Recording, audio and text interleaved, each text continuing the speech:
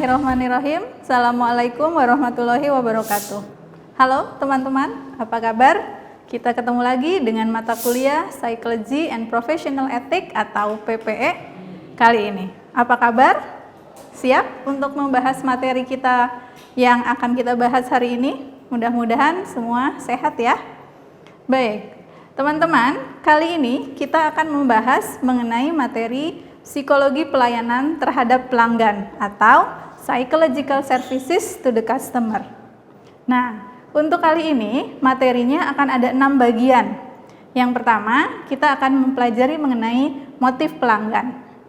Lalu yang kedua, kita akan melihat penampilan dan harga diri pelanggan. Lalu kita pelajari juga mengenai tipe-tipe pelanggan. Yang keempat, bagaimana menciptakan hubungan yang baik dengan pelanggan. Kemudian yang kelima, 7 kebiasaan manusia yang efektif menurut Stephen R. Covey. Dan terakhir, mengenai visi perdagangan bebas di era globalisasi. Kita bahas satu persatu ya. Baik, materi pertama yaitu mengenai motif pelanggan.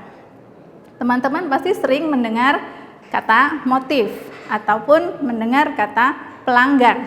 Nah, setiap orang yang mengakses layanan kita, itu kita sebut sebagai pelanggan atau customer. Jika teman-teman bergerak di industri perdagangan misalnya, maka pembeli dari apa yang kita jual itu adalah pelanggan. Tetapi jika teman-teman bekerja misalnya di industri perbankan, maka yang kita sebut pelanggan adalah nasabah. Kalau teman-teman bekerja di industri pelayanan atau jasa, maka semua klien yang mengakses layanan kita, kita sebut sebagai pelanggan atau customer. Nah, untuk bisa memahami motifnya, pertama kita harus paham dulu siapakah pelanggan yang datang kepada kita. Nanti kita lihat ya, di bagian selanjutnya ada karakter pelanggan. Untuk mengenal motif pelanggan, kita lihat apa saja hal yang bisa mempengaruhi pelanggan kita. Pertama, hampir semua pelanggan mereka tidak suka dipengaruhi dengan cara yang frontal atau memaksa. Nah, untuk mengenali motif pelanggan, kita kenali mereka dengan memberi kebebasan kepada pelanggan untuk menentukan atau memilih apa yang mereka sukai. Tidak perlu memaksa. Misalnya, jika kita punya banyak produk, maka produk-produk itu kita tawarkan semuanya. Biarkan pelanggan yang memilih sesuai apa yang mereka butuhkan. Jadi itu penting. Kenali motif pelanggan, apa yang menjadi kebutuhan mereka. Kemudian, poin penting dalam memahami motif pelanggan juga tidak boleh menggurui. Sekalipun kita tahu benar tentang apa yang kita berikan kepada mereka atau jasa apa yang kita tawarkan, jangan pernah menggurui pelanggan, seolah-olah mereka tidak tahu apa-apa. Kemudian, yang kedua, untuk memahami motif pelanggan, kita harus bersikap proaktif. Ini ada di 7 kebiasaan manusia yang efektif dari Stephen R. Covey. Nanti kita bahas. Nah, apa yang disebut dengan bersikap proaktif? Bersikap proaktif adalah kita harus mengantisipasi keinginan pelanggan. Jadi, kalau kita terapkan dalam industri bisnis, misalnya, sebelum pelanggan bertanya apakah kita memiliki apa yang mereka butuhkan, kita harus sediakan dulu. Biasanya ini dilakukan dengan cara riset pasar. Nah, kita lihat misalnya sekarang di dunia industri apa yang sedang tren atau apa yang sedang orang cari sebagai kebutuhan mereka. Maka sebelum mereka bertanya, kita sediakan kebutuhan itu. Itu yang disebut sebagai proaktif. Lalu yang ketiga, untuk memahami motif pelanggan, kita harus bangkitkan keinginan atau motif pelanggan untuk tertarik pada jasa yang kita tawarkan. Ini dengan cara apa? Ini biasanya marketing yang melakukannya, misalnya dengan memasang iklan atau membuat layanan-layanan yang sifatnya gratis atau free gitu ya. Jadi orang-orang yang tadinya tidak butuh, ketika kita tunjukkan bahwa kita memiliki sesuatu, akhirnya kebutuhan itu muncul. Akhirnya mereka merasa tertarik. Dan ketika mereka merasa tertarik, dengan sendirinya mereka akan mengakses layanan yang kita miliki. Kemudian pada saat kita menawarkan layanan itu, maka berilah informasi yang memberi nilai tambah pada jasa atau produk yang kita punya. Tetapi pada saat kita memberi tahu kepada pelanggan bahwa kita punya nilai tambah pada jasa yang kita punya, tidak boleh melakukannya dengan cara menjelek-jelekan produk lain. Misalnya, jika 2 perusahaan punya produk yang sama, maka tugas setiap perusahaan adalah memberi nilai tambah pada produk yang mereka punya. Itu yang kita sebut sebagai added value atau nilai tambah. Misalnya produk A spesifikasinya adalah ABCDE, maka kita bisa buat ABCDE sampai F misalnya. Dengan cara itu motif pelanggan bisa muncul dan mereka yang tadinya tidak tertarik menjadi membutuhkan jasa atau produk yang kita punya. Oke, kita lanjutkan ya dengan subjek yang kedua, penampilan dan harga diri pelanggan. Nah, untuk bisa memberikan layanan psikologis yang baik kepada pelanggan, kita harus memperhatikan penampilan dan harga diri pelanggan. Yang dimaksud dengan memperhatikan penampilan adalah tidak boleh memandang rendah pelanggan berdasarkan penampilan fisiknya. Kita tidak boleh memberi judgment atau penilaian negatif kepada orang lain sebelum kita berinteraksi. Bahkan, sekalipun kita sudah berinteraksi, simpanlah penilaian negatif kita tentang pelanggan untuk diri kita sendiri. Ya, kita lanjutkan ya. Sekarang kita akan membahas mengenai macam-macam tipe pelanggan. Nah, ada banyak sekali tipe pelanggan yang perlu kita pahami karakteristiknya. Pertama, pelanggan pria. Nah, teman-teman, apalagi kalau teman-teman pria pasti tahu bagaimana karakter seorang pria jika mereka ingin mengakses suatu layanan atau membeli satu produk. Biasanya, pelanggan pria adalah pelanggan yang sudah tahu betul apa yang mereka inginkan. Jadi dari rumah mereka sudah tahu apa yang akan mereka beli atau apa yang akan mereka akses, dan begitu mereka mendatangi tempat di mana barang atau jasa itu tersedia, mereka tidak akan banyak berpikir atau memilih-milih. Biasanya pelanggan pria datang ke tempat barang yang dijual atau jasa yang tersedia sudah tahu. Jadi mereka tidak akan mudah untuk diberikan pengaruh atau dipersuasi, dibujuk, digoda dengan layanan-layanan yang lain. Mereka seringkali disebut sebagai pelanggan yang siap mental. Dari rumah sudah tahu apa yang diinginkan, datang ke tempat yang mereka tuju, lalu setelah mendapatkan apa yang mereka inginkan, mereka akan segera pulang. Nah, berbeda dengan tipe pelanggan yang kedua, pelanggan wanita dewasa. Teman-teman juga pasti sudah tahu, biasanya pelanggan-pelanggan wanita sangat mudah untuk dibujuk, atau jika terjadi misalnya ada layanan atau ada promo-promo yang sebetulnya tidak terlalu mereka butuhkan. Biasanya pelanggan wanita jika datang ke satu tempat, sekalipun mereka sudah punya daftar belanja misalnya atau apa yang mereka butuhkan, begitu datang ke tempat layanan, lalu mereka melihat ada layanan-layanan yang lain yang tersedia, mereka mudah teralih, mereka mudah terbujuk. Kemudian pelanggan remaja, kita lihat ya, pelanggan remaja, karakteristik remaja adalah mereka biasanya up to date, sangat mengikuti tren, dan mereka mudah terbujuk untuk mengikuti suatu gaya. Nah, pelanggan remaja sama seperti pelanggan wanita dewasa biasanya mudah untuk tertarik pada promosi atau pada iklan. Pada pelanggan remaja, maka gunakanlah kemampuan kita untuk melakukan persuasi atau membujuk untuk membuat mereka mau mengakses layanan kita. Kemudian, pelanggan tipe keempat adalah pelanggan lanjut usia. Nah, kita lihat, pelanggan lanjut usia biasanya adalah punya karakteristik mereka setia pada satu merek atau satu produk.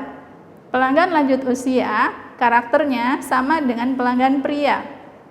Mereka tidak mudah dipengaruhi. Jadi, kalau mereka sudah setia pada satu produk, maka mereka akan terikat dan terus membeli atau mengakses produk tersebut. Kemudian, pelanggan anak-anak. Nah, teman-teman, kalau pada pelanggan anak-anak, apa yang kita perlu perhatikan? Coba teman-teman, kalau sedang misalnya naik kendaraan umum, kita suka perhatikan ya, pedagang-pedagang asongan suka memberi langsung barang-barang yang mereka jual itu kepada anak-anak dengan maksud atau tujuan supaya barang yang mereka beli itu, yang mereka jual akan langsung dibeli. Tetapi sebetulnya hal seperti itu justru membuat orang tua dari anak-anak ini menjadi kesal. Jadi, sekalipun anak-anak, tetap saja yang harus kita dekati atau yang harus kita perhatikan adalah orang tuanya. Karena yang membuat keputusan apakah barang atau produk itu akan diakses adalah orang tuanya. Kemudian selanjutnya pelanggan suami istri. Nah, perhatikan teman-teman, jika ada pasangan suami istri datang mengakses layanan kita, siapakah yang membuat keputusan? Biasanya yang membuat keputusan adalah pihak perempuan, dalam hal ini istrinya. Jadi, kita bisa melakukan persuasi, kita bisa mendekati istrinya untuk menawarkan layanan yang tersedia. Biasanya ketika kita melakukan hal seperti itu, yang membuat keputusan adalah pihak perempuan, nanti pihak suami tinggal menyetujuinya saja. Lalu tipe yang selanjutnya adalah pasangan yang bertunangan. Nah, jika pada pasangan suami istri biasanya pihak perempuan, dalam hal ini istri yang membuat keputusan, pada pasangan yang bertunangan biasanya justru yang membuat keputusan adalah pihak laki-laki. Mengapa demikian? Karena pihak wanita pada posisi ini biasanya masih menahan diri. Mereka tidak ingin muncul konflik sehingga menyebabkan misalnya hubungan pertunangan mereka terancam. Karena jika demikian terjadi, biasanya pihak perempuan yang lebih sulit untuk menerimanya. Jadi, jika yang mengakses layanan jasa atau produk yang kita tawarkan adalah pasangan yang bertunangan, maka kita perlu melakukan pendekatan kepada pihak yang laki-laki. Kemudian pelanggan selanjutnya adalah wanita hamil. Nah, teman-teman, kondisi wanita hamil itulah yang perlu kita prioritaskan. Wanita dalam keadaan hamil biasanya mereka mengalami kelelahan atau juga merasa berat atau mudah sekali tidak nyaman. Maka jika ada pelanggan wanita hamil datang ke tempat kita mengakses layanan yang kita sediakan, maka kita perlu perhatikan kenyamanan mereka. Jika ada antrian dan di sana terdapat wanita hamil, maka mereka harus kita prioritaskan untuk dilayani terlebih dahulu. Kemudian pelanggan selanjutnya adalah pelanggan yang abnormal. Nah, teman-teman, hati-hati juga ketika kita melayani pelanggan yang abnormal.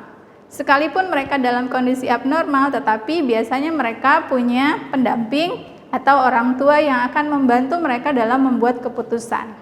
Jangan sekali-kali mengambil keuntungan secara tidak benar kepada pelanggan yang abnormal. Karena ingat, dalam dunia bisnis, industri pelayanan, kejujuran, integritas kita itu menjadi penting. Sekali kita melakukan kecurangan misalnya, maka nama baik kita terancam. Nah, jangan menganggap bahwa pelanggan yang abnormal ini mudah kita manipulasi. Tetap saja kita harus melakukan mereka sebagaimana pelanggan yang normal lainnya. Nah, yang terakhir, tipe pelanggan yang perlu kita perhatikan karakteristiknya adalah pelanggan orang asing. Nah, ini karena terkait juga dengan tadi, kejujuran, integritas, dan industri pariwisata tentu sangat tergantung pada layanan yang kita berikan kepada mereka. Maka yang penting pada pelanggan orang asing tentu saja satu yang harus kita kuasai adalah bahasa, minimal bahasa Inggris.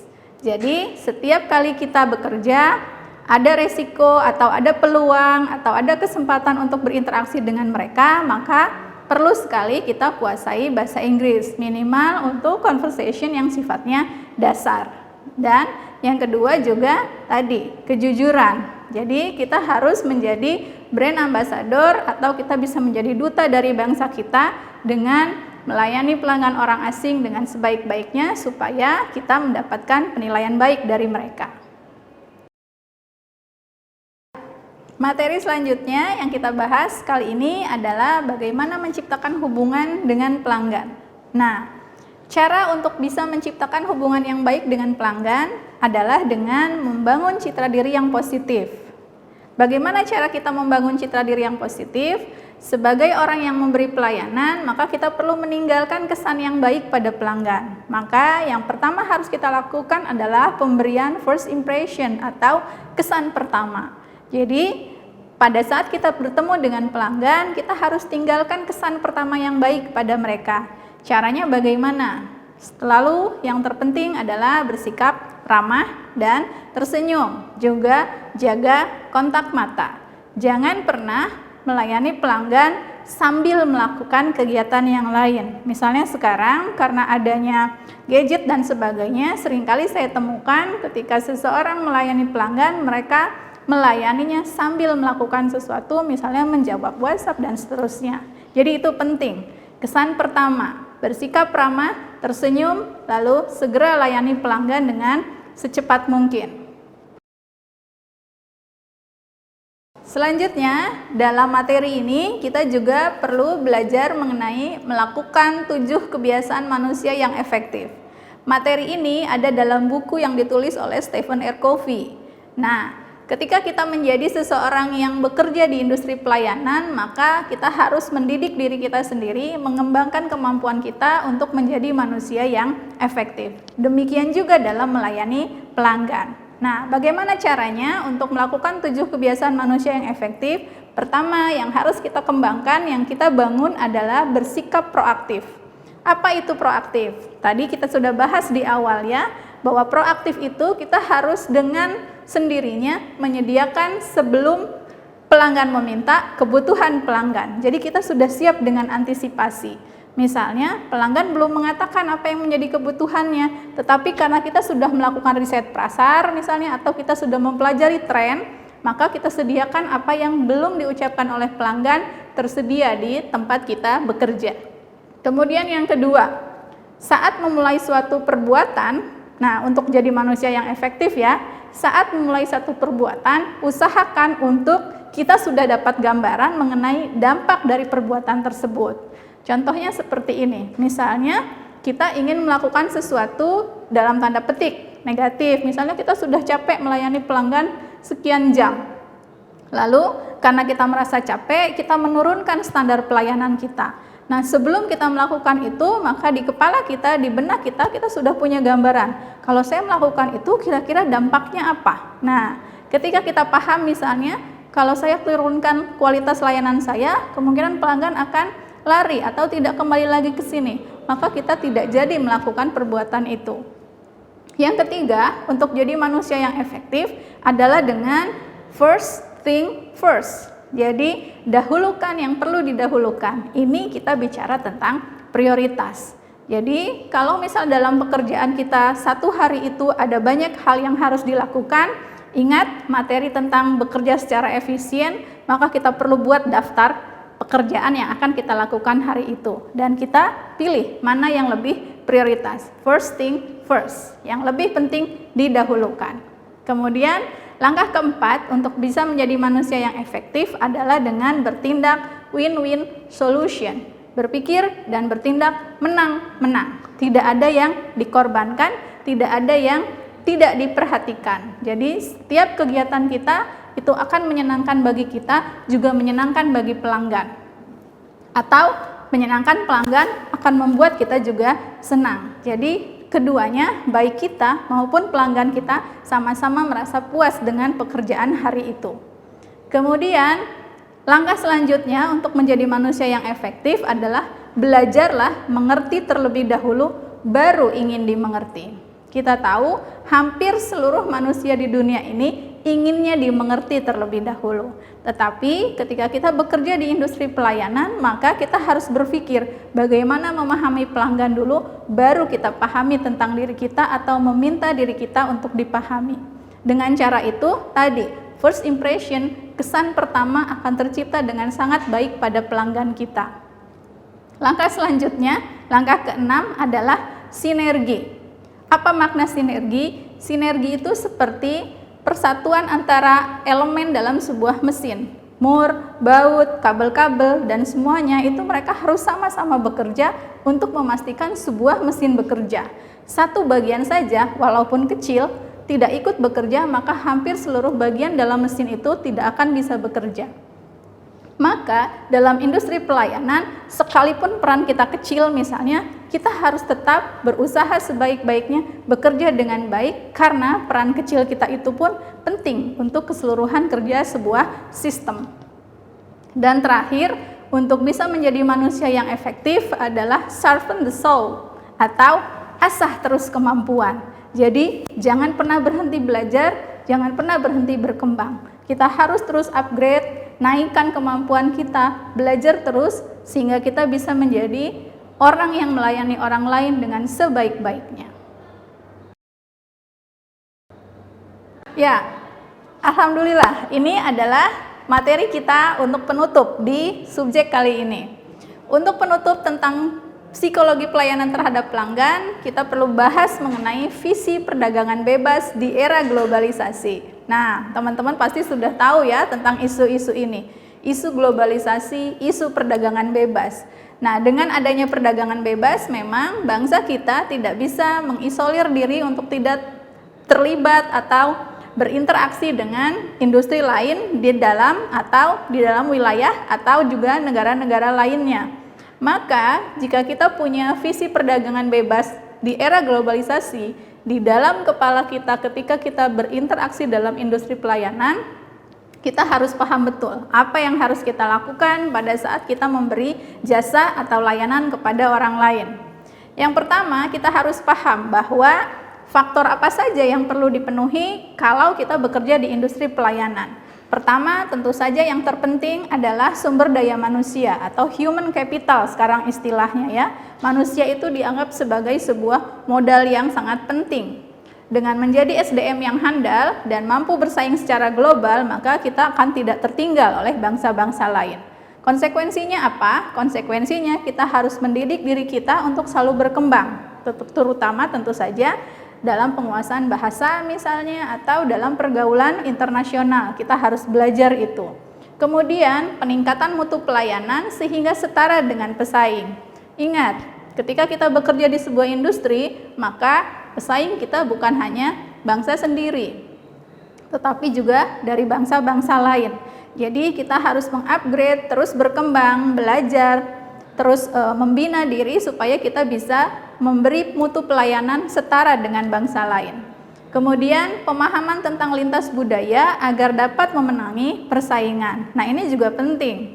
Indonesia ada di negara-negara yang kita ada di Asia, kita ada di ASEAN, kita juga sebagai bagian dari sebuah dunia.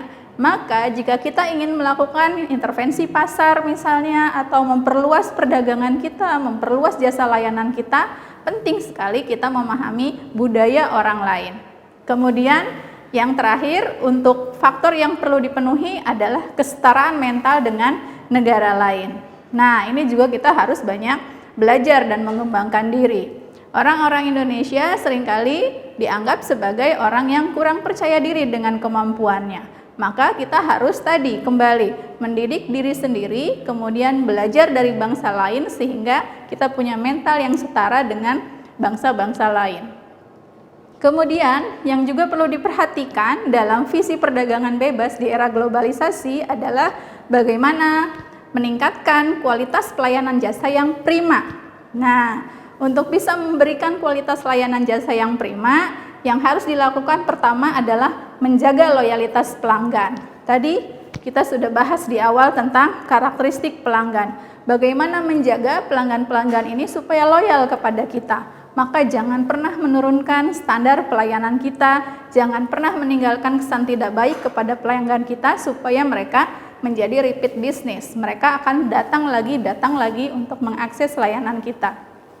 Kemudian yang kedua, untuk memberikan kualitas jasa layanan yang prima, kita harus memperluas pasar. Pangsa pasarnya harus lebih besar. Tadi ya, karena kita bicara tentang era globalisasi, maka kita bisa menjual layanan kita kepada bangsa lain. Jadi, perluas pangsa pasar, jangan hanya terus-menerus misalnya di satu wilayah saja.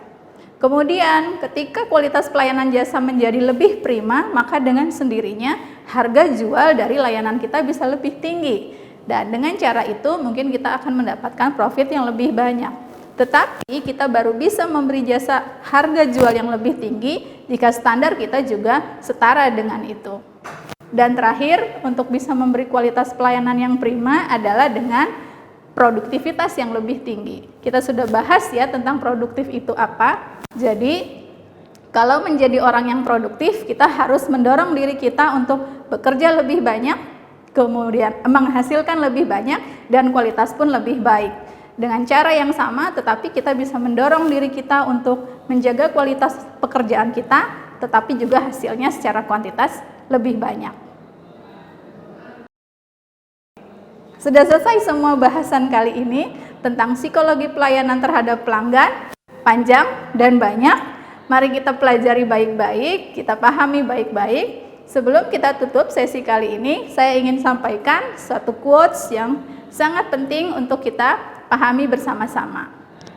Ya, quotes ini mengatakan bahwa a good life is when you assume nothing, do more, need less, smile often, dream big, love a lot, and realize how blessed you are. Apa maksud dari quotes ini? Maka kalau kita ingin memiliki kehidupan yang baik, kita harus berusaha untuk memperkecil atau mempersedikit ya, jangan banyak-banyak melakukan asumsi. Kemudian banyaklah bekerja, kurangi kebutuhan yang tidak penting, banyak-banyak tersenyum, bermimpilah yang besar, dan sering tertawa. Nah, dengan cara itu kita akan menyadari bahwa hidup kita begitu banyak memiliki berkah. Oke teman-teman, mudah-mudahan bisa dipahami materi kali ini. Saya tutup, sampai ketemu lagi di sesi selanjutnya. Terima kasih. Assalamualaikum warahmatullahi wabarakatuh.